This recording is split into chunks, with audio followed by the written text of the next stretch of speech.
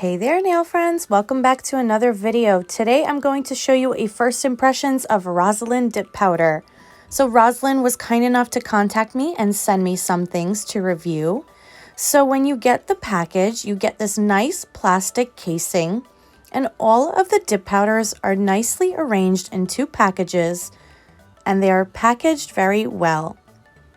You won't have any spillage with this one.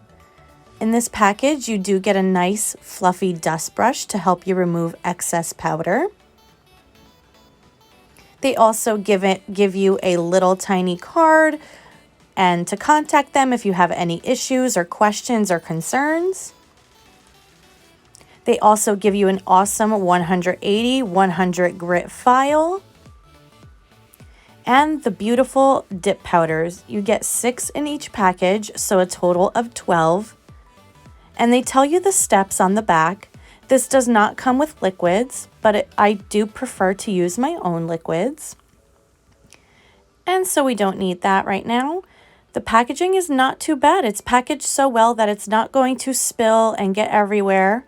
And here are the colors. You get a sparkly gold, a sparkly rose gold, a silver, a black, a burgundy, a dark gray, a plum, a red, a baby pink, a coral, a nude, and a white. I think if this is your first kit, it's an amazing deal. It's about $25 on Amazon with an extra 20% off going on right now. Here's a close-up of the colors.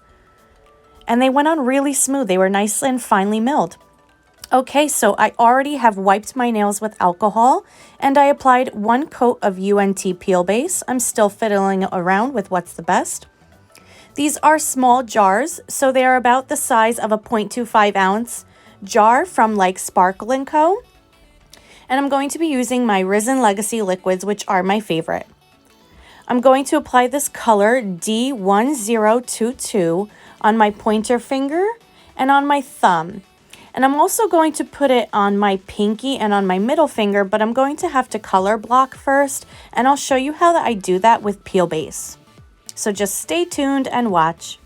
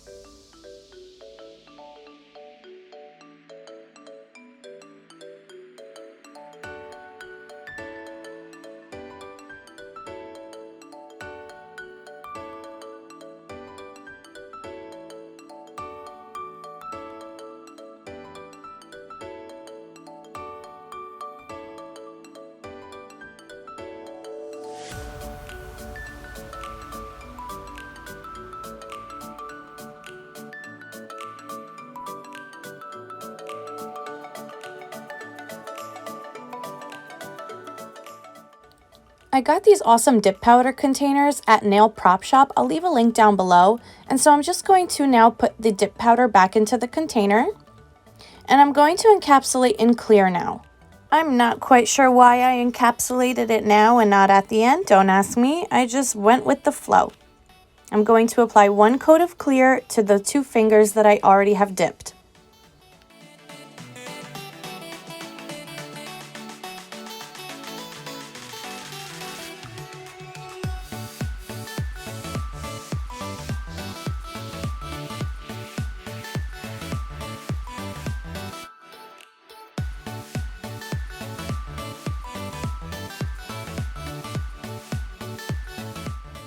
Okay, so there's a little bit of a problem when you want to color block and use peel base. If you directly put the tape on your nail after the peel base, unfortunately the peel base may come up with the tape.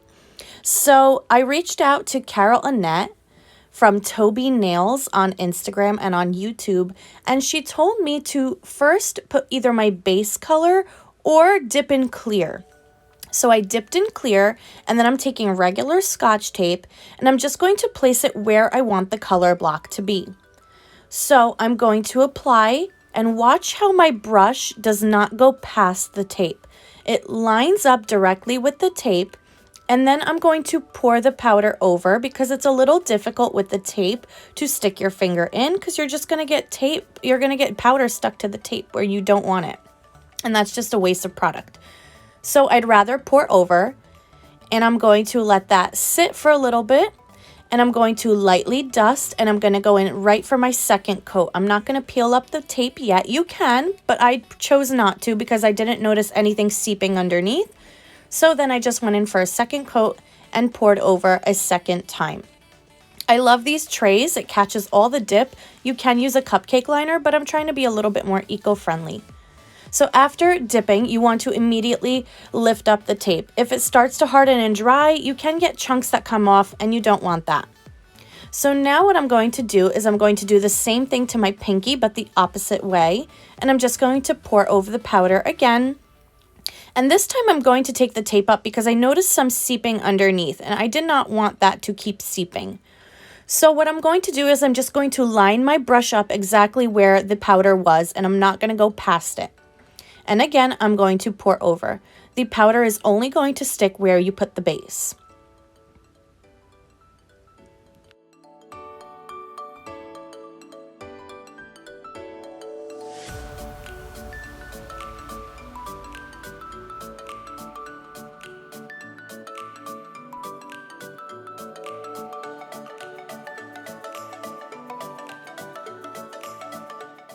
Okay, so now I'm moving on to the next color, which is D2019, and I'm going to apply this on my ring finger and also the negative space where I had the color blocking.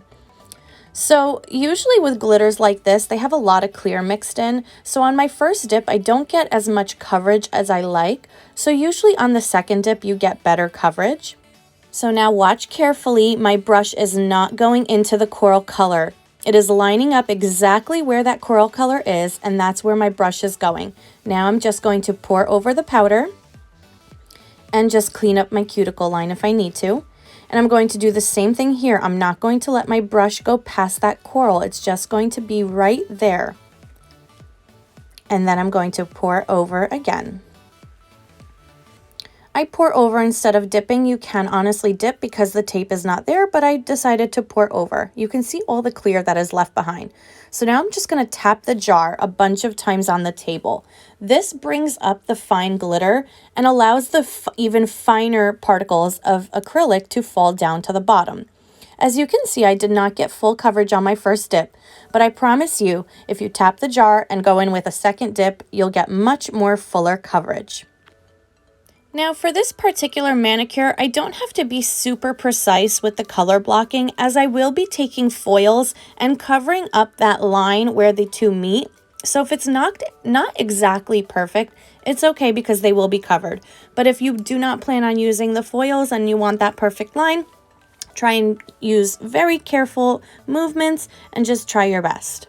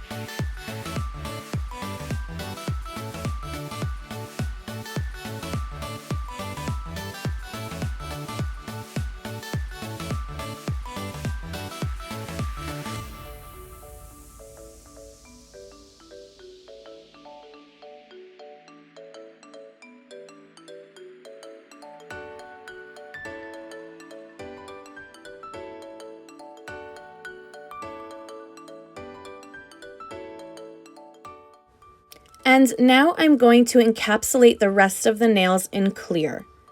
Encapsulating in clear helps prevent scratches or splotches from buffing and filing. And it also protects your glitters from being scratched and buffed and revealing their true silver undertone. So I always recommend capping in clear. And I did the rest of the nails off camera because it's the same exact process. I'm going to take a stiff manicure brush to remove all the clear before I add activator. You want to use a stiff brush just to get rid of any of that excess clear that can sometimes also cause bubbles. Next, I'm going to take my activator, which stops the adhesion process and gets the surface ready for buffing and filing.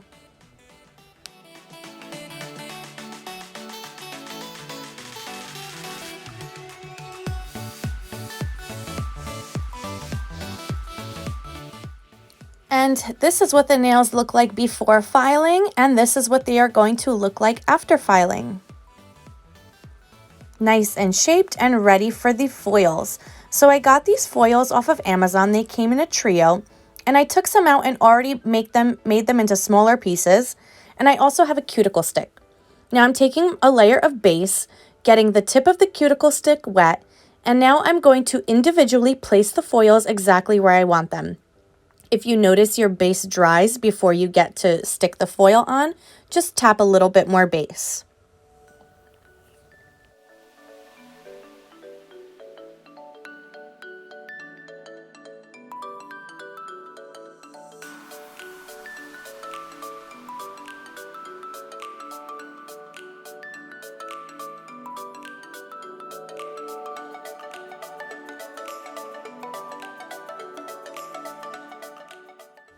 I'm also going to repeat the process here on my pinky finger. So I take my cuticle stick, I dip it into the base, and then I pick up the foils and place them exactly where I want them.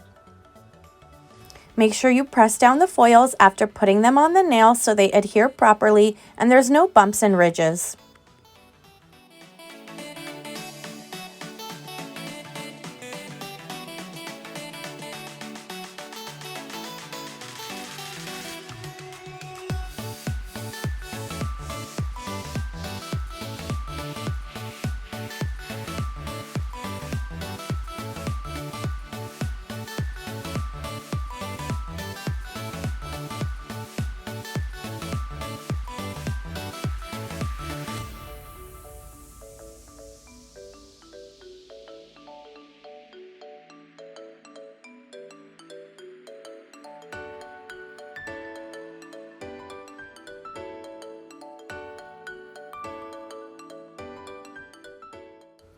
Now the foil was sticking up a little bit more than I liked it, so instead of encapsulating in clear, I decided to just take a layer of base and let that air dry.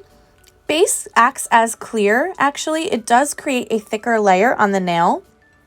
So if you don't want to use clear, you can always just use base and let it air dry. This is what they look like. Now I'm going to apply activator as activator is needed for top coat. Overall, my first impressions of Rosalind dip powder are amazed. I'm amazed. I'm amazed at how thinly they went on, how finely milled they are. And I'm really thankful for Rosalind for sending this out to me. Thank you so much, Rosalind. Now, every dip layer top coat I have tried, and I have done this one method that works every single time for any kind of top coat I have tried so far. I apply my activator, I set a timer for exactly 2 minutes, and then I go in with my first layer of top coat to all the nails. My first layer, I apply 3 quick strokes to each nail. Then, as I do all the nails, I go back for a second time, and my second time I am more precise. In about 5 minutes, everything's hardened. So far, this has been foolproof for me, and it has worked for every single dip top coat company I have tried so far. I love Risen Legacy's top coat. You can see how nice and shiny it is, just like gel. So this is the finished manicure. I'm going to apply some cuticle oil. This cuticle oil is from Amazon. It's the Cuccio brand. And I'm going to replenish all the oils that were lost during the process, as manicuring is a drying process. I hope you guys enjoyed. Thank you again, Rosalind, for sending me this. Please like and subscribe, and see you guys soon. Bye!